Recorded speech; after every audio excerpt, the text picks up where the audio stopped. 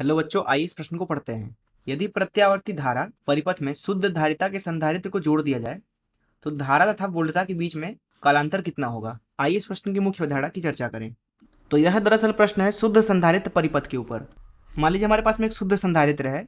शुद्ध संधारित्र के होने का मतलब है कि इसका प्रतिरोध भी शून्य है, इसका प्रेरकत्व भी शून्य है। अभी के लिए हम मान लेते हैं इसका धारिता C है।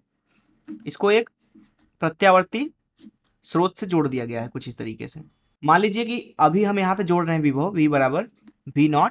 V0 दरअसल विभव का आयाम है गुणे साइन ओमेगा टी। ओमेगा है दिए गए विभव का कोणीय आवृत्ति। इसको हमने ऐसा इसीलिए लिया ज्यावक्रीय, ताकि क्योंकि जो सामान्य रूप में विभव प्रयोग होता है हमारे घरों में वो दरअसल ऐसा ही होता है।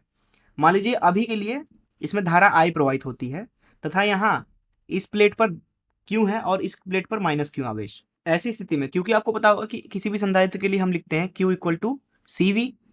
मान लीजिए यहाँ पे संधारित्र के दोनों तरफ विभवांतर VC है, तो दरअसल वह विभवांतर वही विभवांतर होगा जो कि यहाँ पे हमने बाहर से लगाया हुआ है, उसे V बोल देते हैं। तो यहाँ पे हम Q का मान लिख सकते हैं CV, अर्थात V की जगह पे V का मान रख दें तो ये लिखा जाएगा।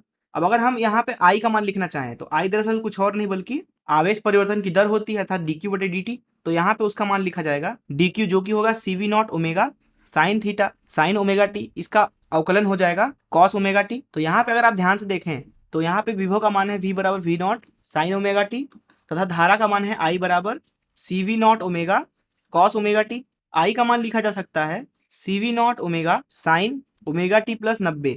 अब अगर हम बात करें विभव के कला की तो वो ओमेगा टी है, तथा अगर हम बात करें धारा की कला की तो वो है ओमेगा टी प्लस 90। तो यहाँ इन दोनों के कलांतर के बारे में बात करें, अर्थात हम लिख सकते हैं V एवं I के बीच के कलांतर, तो वो दरअसल है omega T plus 90 minus omega T, जो कि दरअसल बराबर होगा 90 के बराबर।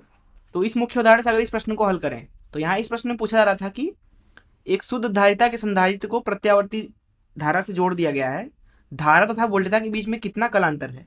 जैसा कि हमने देखा कि धारा तथा वोल्टता के बीच में जो कलांतर है वो दरअसल 90 डिग्री है। तो इस तरीके से हमने इस प्रश्न को हल कर लिया। मैं आशा करता हूँ कि आपको इस प्रश्न का हल जरूर समझ में आया होगा। धन्यवाद।